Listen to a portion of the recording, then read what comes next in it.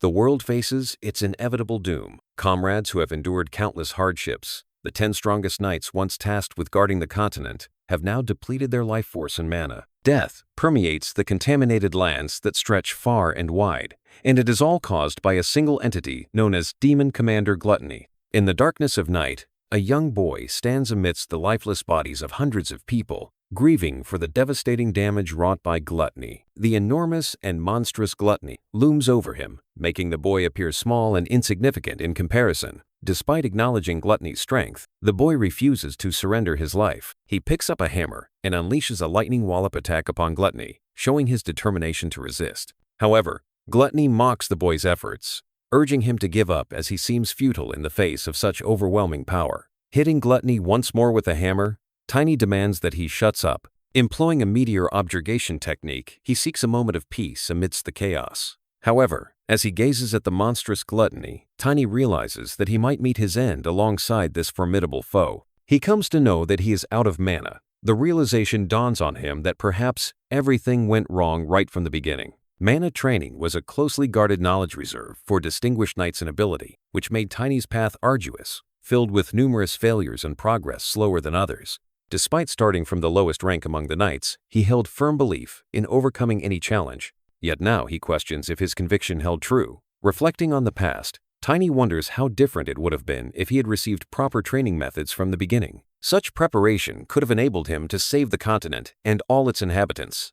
As he touches the wound on his belly, he laments the depletion of his mana. Considering Gluttony's power as the 7th among the demon commanders, Tiny can't help but ponder the true strength of the other commanders and the dreaded Demon King looming in the shadows. In the middle of nowhere, Tiny is sitting alone when suddenly Sword Emperor Asgard von Valentia appears in a pitiful state, covered in blood, and questions if Tiny is still alive. Asgard regrets that he won't survive much longer, and before his end, he wants to ask something. Curious, he asks Tiny why he didn't flee from the battle. Perplexed, Tiny inquires what Asgard means by that. Asgard explains that he had heard Tiny was once a child from the slums, with seemingly nothing to protect. He empathizes with the hardships Tiny must have faced. Tiny shares that he was curious about what Asgard was going to ask, but now he feels a bit embarrassed. He confesses that he detests appearing weak, believing that a true man should exude confidence at all times. He firmly asserts that he wouldn't run away, no matter the circumstances. In response,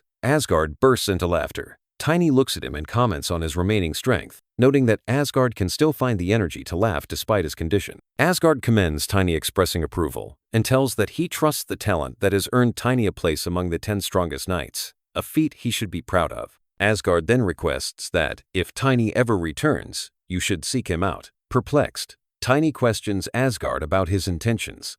Asgard clarifies that if Tiny were to visit him impulsively, the Asgard from their past wouldn't believe him, so he promises to share one of his secrets. Asgard proceeds to reveal that his daughter's birth name was Lila, inspired by a flower he and his wife admired. However, the truth is that Asgard didn't particularly like that flower. He urges Tiny to remember this crucial piece of information and to come find him as soon as possible. Confused and unable to comprehend everything, Tiny feels his consciousness slipping away, wondering if he has died. Suddenly, he awakens in a room that's oddly familiar, lying on a bed. He ponders whether the deceased dream. Looking to his side, he spots his sister, her head resting on the bed while sitting on a chair. This surreal scene leaves Tiny questioning if he is experiencing yet another dream. Tiny finds it unimaginable that he must relive his painful past once more, a past filled with sorrow, where his sister's lifeless body was taken away immediately after her passing. Soon after her demise, unwanted intruders burst in. The very thought of Irina, whom Tiny holds disdain for, hiding the ring infuriates him. In reality, it was Tiny who concealed the ring, but his sister ended up bearing the brunt of the attacker's fury as she tried to protect him. Abruptly, the door slams open, and 2 men enter the room, complaining about how they nearly faced consequences due to her actions. Determined to teach her a lesson, one of the men violently kicks the chair on which Tiny's sister is sleeping and crudely commands her to wake up. Seeing his sister in such a vulnerable state, Tiny recalls how he barely survived with his frail body, while she selflessly cared for him despite her injuries. Now, as she falls to the ground after the kick, the other man wonders if she's already dead from a single blow. The man who delivered the kick chuckles wickedly, proud of his hectopascal kick, but Callously, they continue their torment, seemingly oblivious to the fact that Tiny's sister is already deceased. The men's audacity doesn't end there, as they even attempt to take away Tiny's sister's lifeless body. One of the men questions the other, pondering why he bothers with a dead body. The other man coldly explains that there are sick individuals who derive pleasure from corpses, not to mention the lucrative market for organs and fresh bodies. Helpless and lying on his bed, Tiny desperately shouts for them to stop, questioning whether he is unable to protect anything, even in his own dreams. He implores his hand to move, and to his astonishment, it responds. Taking action, Tiny attacks the men, and much to his surprise, he manages to knock both of them against the wall. This bold move allows him to save his sister's lifeless body. Infuriated, the men grow angrier and accuse Tiny of seeking his own death. They brutally beat him, but he refuses to let go of his sister's body. Eventually, the men decide to leave, taunting Tiny as a persistent runt who will spend his life with his sister's dead body. As the men depart, Tiny notices that the nightmare's conclusion has changed, unlike the relentless loop he had experienced before. Perplexed by the sudden shift, Tiny looks at his hands and realizes he can manipulate mana,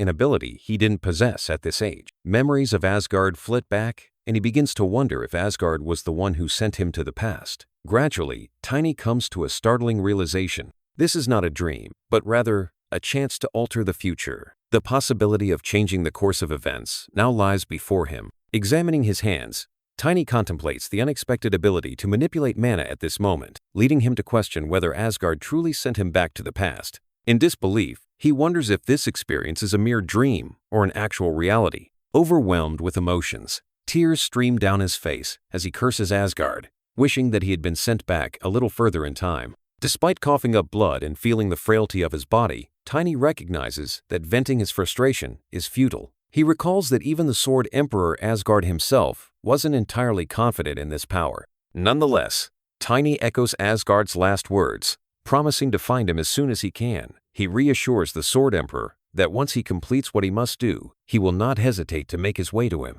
Tiny decides to perceive this opportunity as a chance to finally allow his sister to rest in peace, a task he couldn't fulfill in his previous life. Vowing to seek revenge on the person who took his sister's life, a man known as Wolf, Tiny reflects on how he barely managed to kill him in his past life by snapping his spine. This time, however, he is determined to exact proper vengeance. Before anything else, Tiny has a destination in mind with his sister. He carries her to her funeral, gazing at her lifeless form on the deathbed. With a heavy heart, Tiny addresses her, saying, "Irina, we weren't connected by blood, but our rare black-colored eyes and hair were the only common thread between us. Among the invaders, many shunned or harmed me because of it. However, my sister saw me as a reminder of her lost brother. She named me Tiny and treated me with genuine love and care." The weight of his indebtedness to his sister saddens Tiny deeply, knowing he cannot repay her kindness. During the funeral, Irina's red-haired friend, Emma, observes Tiny and senses a subtle change in him, perhaps due to Irina's passing. She recalls that not long ago, she visited his room to find him sipping soup while by his dead sister's side. Emma also noticed that Tiny's wounds were healed. In a solemn and poignant moment, Tiny lifts his sister's lifeless body, placing it upon his shoulders, and walk out of room. Emma inquired where Tiny intends to go given his injuries. However, Tiny insisted he's fine, to which Emma countered that he is clearly not. She wondered why Tiny seems more receptive to Irina's words than hers. Looking up at Emma, Tiny expressed gratitude for the soup and her care, assuring her that he will repay the kindness. After work, he proceeded to hold a funeral for his sister Irina. Standing behind Tiny during the funeral, Emma ponders about his intentions. Meanwhile, Tiny resolves that organizing the funeral is his way of making amends to Irina. He decides not to blame himself or be disheartened, as he believes it aligns with what Irina would have wanted. Recalling Irina's advice to always be courageous and hold his head high, Tiny stands beside her casket and commits to living by her words. Gazing up at the sky, he implores Irina to watch over him from above. With unwavering determination, Tiny vows not to have any regrets this time. 1 month later, on a starry night, Tiny stands in the middle of a street. Determined, he psychs himself up and tells himself, "Let's go." A passerby notices Tiny and recognizes him as the beggar kid from the slums. The other person comments that they can collect money from Tiny later. Curious about Wolf's whereabouts, Tiny asks them directly. This angers the men, and they can't believe Tiny dares to mention Wolf's name. One of the men attempts to slap Tiny, but to their surprise, Tiny catches his arm and questions why he can't do so. Defying the man's expectations, Tiny twists his hand, causing the man to scream in pain and kneel on the ground. Baffled by Tiny's sudden strength, the other man wonders if he found some sort of potion. However, undeterred, the man decides that despite Tiny's unusual strength, he's still just a little brat and tries to grab Tiny by his collar to throw him away. Much to their surprise, despite the man's efforts, he can't lift Tiny up and questions why he feels so heavy. With a smirk, Tiny asks the man if he's wondering what's happening and if he feels heavier than expected. He taunts the man to give up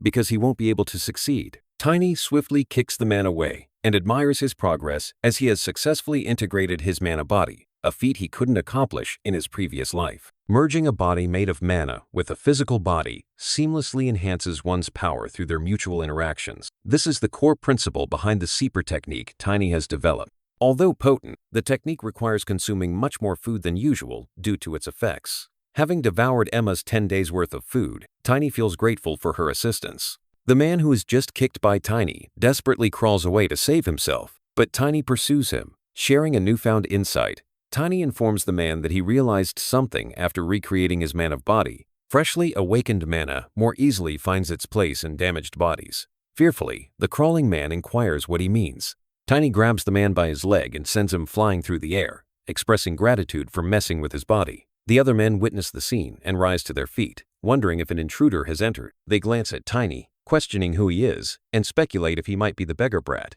Two leaders positioned above the fray observe the unfolding events. Surprised to see the kid arriving alone, they question what he intends to do without a weapon. In response, Tiny confidently retorts, grabbing one of the men by his foot and skillfully using him as a makeshift weapon. Swing the man around and he strikes everyone with his improvised weapon, sending them soaring through the air before landing with resounding thuds. One of them even loses his teeth from the impact. Tiny addresses the leaders standing above, declaring that he is done with the small fries, and that what remains are the formidable Render's brothers. He challenges them to come down and face him. Undeterred, one of the leaders draws his sword in response to Tiny's bold call. Addressing the leaders standing above, Tiny challenges them to descend together. One of the men draws his sword, threatening to cut Tiny in two. The other leader informs his comrade that the kid is a mana user, and selling the corpse of a mana user can fetch a high price. Realizing that the person's foot he was using as a weapon is badly broken, Tiny discards it. He recalls an incident when an old man noticed him using a human as a weapon and advised him to have some class.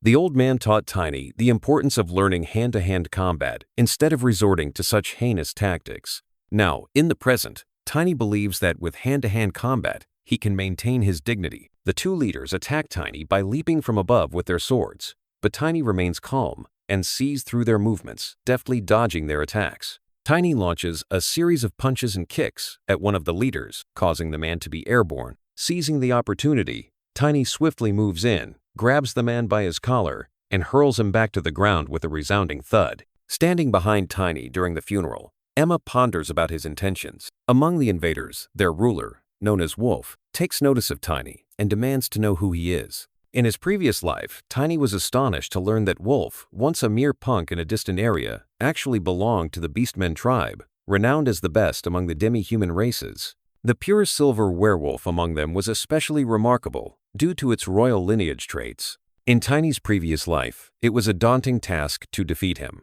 leaving him wondering why such a silver wolf was present in this place. This time, however, Tiny is determined to uncover the truth. When Wolf questions if Tiny was the one responsible for the current situation, Tiny sarcastically asks if he can already tell. He provokes Wolf, asking if this marks the end of his willpower. Enraged, Wolf threatens to rip Tiny's mouth off, to which Tiny welcomes the challenge, encouraging Wolf to give it his all from the beginning. Wolf undergoes a transformation, turning into a golden wolf. This sight amazes Tiny, who wonders why Wolf doesn't possess silver fur. Mocking the transformed wolf, Tiny taunts him by asking what kind of puppy he has become. This further infuriates Wolf, driving him to launch a fierce attack against Tiny. Tiny manages to evade Wolf's attack, but he can't help but wonder about the sudden increase in Wolf's speed and strength, surpassing even the Render's brothers. Nonetheless, Tiny realizes that Wolf is not the same as he was in Tiny's previous life. Swiftly reacting, Tiny seizes Wolf's mouth, silencing him firmly, and questions if this is all Wolf has to offer since Tiny returned. Tossing Wolf aside, Tiny smirks, recalling the advice he received from a fellow beastman about dealing with his kinfolk in their berserk state. As Wolf rises, he becomes uncontrollable, throwing away the lifeless bodies lying on the ground and relentlessly attacking Tiny. Unfazed, Tiny remarks that beating a crazed dog is the best approach. He kicks away Wolf once more, causing him to cough up blood. Despite the beating, Tiny urges Wolf not to die just yet, as he needs to keep hitting him until he succumbs. Following the advice of the Beastman, Tiny continues to kick Wolf, making him scream in pain. The Beastman had assured Tiny that it's alright to beat them up a little since Beastmen possess excellent regenerative abilities. Tiny delivers a powerful kick, sending Wolf crashing into the wall, and the impact causes Wolf to revert back to his human form. Tiny asks him that has he come to his senses. Shaking, Wolf implores Tiny, questioning why he is treating him this way, and what he wants from him. Dismissing Wolf's inquiries, Tiny sternly declares that this time it won't end with just his spine. Tiny demands that Wolf beg his sister, Irina, for forgiveness for the harm he inflicted upon her. Determined to bring solace to his sister's spirit, Tiny clasps his hands in a prayer gesture, closes his eyes, and hopes that this act provides some comfort to her. Turning his attention back to the miserable figure of Wolf lying on the floor, Tiny asserts that if it were up to him, he would have taken Wolf's head. In response, Wolf swiftly kneels and acknowledges his wrongdoings, apologizing to Lady Irina for his actions. Tiny commands Wolf to cut off a part of himself and bring it as an offering to his sister's grave. However, he has a change of heart, realizing that his sister probably wouldn't want to see Wolf's face, even in the afterlife. Instead, Tiny instructs Wolf to answer his questions one by one while he beats him. The first question Tiny poses is about Wolf's presence in this place. While confronting Wolf, his attention is drawn to a nearby stone. Curious, Tiny picks it up, realizing that he has never seen this stone in his previous life. To his astonishment, he identifies it as demonic Kai. In Tiny's past life, he strolls through a forest alongside a girl. Curious, he asks her what she wanted to show him. Pointing ahead, she reveals her intention to introduce him to the spiritual creatures inhabiting the area. Spiritual creatures are living beings that are reborn after accumulating mana for at least 10 years. Surprised, Tiny admits that he didn't know there were spiritual creatures outside of Elbenheim, and that animal spirits are indeed rare. The girl continues their discussion, inquiring if Tiny is aware that the soul of a spiritual creature is a spirit. Although not a spirit tamer himself, Tiny confidently responds that he knows this much. Holding a stone in her hands, the girl then asks Tiny if he knows about the quintessence of a spirit. In the present day, Tiny discovers a similar stone near Wolf and holds it in his hands. Recognizing it, he murmurs, "Spirit stone." While Wolf continues to apologize, Tiny's attention shifts to the precious stone he discovered. He finds it intriguing that a werewolf possesses such a valuable item. As he examines the stone further, Tiny realizes that it is in an unusual state, emitting demonic chi, commonly associated with spirit stones of demons. As Tiny holds the stone, peculiar chains materialize before him. Determined to address these strange chains, he delivers powerful punches, breaking them and releasing a trapped silver wolf. Perplexed, Tiny wonders if this is a memory of a spirit and why the wolf is surrounded by some peculiar individuals, all emanating demonic chi. These little weird guys attacking the silver wolf with their weapons, causing it to bleed and collapse on the ground. In shock, one of them plucks out the wolf's spirit stone and hands it to a kid among their group. Struggling to comprehend the situation, Tiny questions the identity of that child and the reason for handing him the spirit stone. A realization dawns upon Tiny. He discerns that these malevolent individuals are creating beastmen by forcing people to absorb spirit stones, transforming the kid into the wolf-like being before him. Tiny observes Wolf, who continues to apologize, and deduces that they were created through the absorption of spirit stones. However, this time, Tiny arrived too soon, and Wolf couldn't complete the process entirely. As the silver wolf readies to attack the other wolf, who has now transformed back into a human, Tiny intervenes by jumping in between them. He urges the silver wolf to stop believing that the other guy deserves a more wretched demise. To Tiny's surprise, he realizes that the silver wolf can understand him, even though he doesn't consider himself talented in spirit taming. This recollection prompts him to remember his conversation with a girl named Estina in the jungle. When Tiny had asked if a human could become a spirit tamer, she had replied that it's possible if one possesses a pure soul and sufficient mana. However, Estina suggested that only young children are pure enough to achieve such a feat. Now, in his present life, Tiny acknowledges that he is young, but when he looks at the apologetic wolf, he doesn't believe he possesses the required purity. Silver Wolf gently pats Tiny on the head with his mouth, leaving Tiny to wonder that when he broke the chain, his mana flowed into the wolf's spirit stone, filling the cracked part, enabling their communication. As a result, Tiny realizes that he can form a contract with the Silver Wolf. Extending his hand towards the Silver Wolf, Tiny declares, "Let's do this."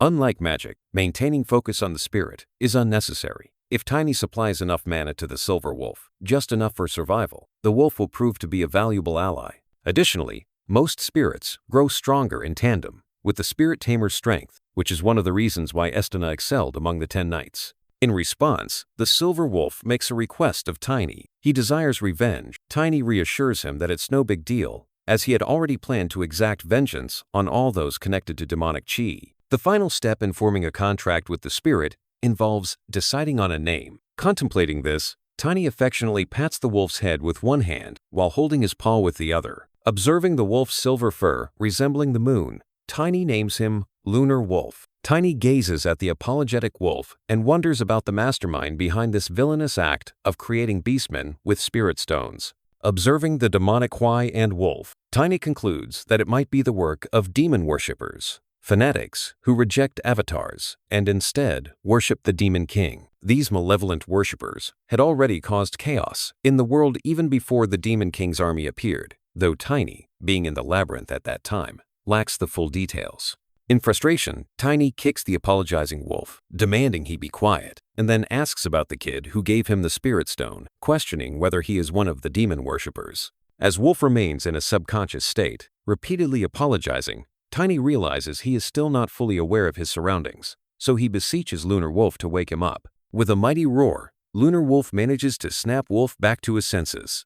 Tiny persists, asking about the kid and inquiring where to find him. Wolf responds with a single word, organization. Tiny probes further, asking what they are doing. In response, Wolf pounds the floor and laughs, warning that the organization won't let Tiny escape their grasp. He reveals that he was merely a test subject, and before he can divulge their great power, an unexpected explosion decimates his head. Tiny is intrigued, wondering if they placed an enchantment on Wolf's mouth to prevent him from revealing crucial information. As he ponders this, a memory from his past life resurfaces, where a man had warned him about their organization relentlessly pursuing him. Initially, Tiny had assumed the man was referring to his subordinates on the first floor. Nonetheless, when Tiny defeated those individuals, they were oblivious to the fact that Wolf was actually a beastman. Deciding to put it aside, Tiny acknowledges that he hasn't always lived using his head.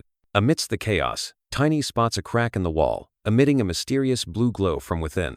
Recognizing its importance, Tiny firmly grabs Wolf by the arm and questions if he should begin reclaiming what was once taken from him. With a forceful throw, Wolf collides with the wall and falls to the ground. Tiny sees his wolf once more, contemplating how he would handle the situation if he were the sword's emperor. He recalls the story Emperor Asgard shared with him and contemplates sharing it with Asgard someday. Placing Wolf's hand on the illuminated object in the wall, a door opens and Tiny enters, referring to Wolf as his old ally, but swiftly amending it to future ally. This door leads to a treasure room, where Tiny picks up a ring asserting that he needs to take it, the Valencia family's ring.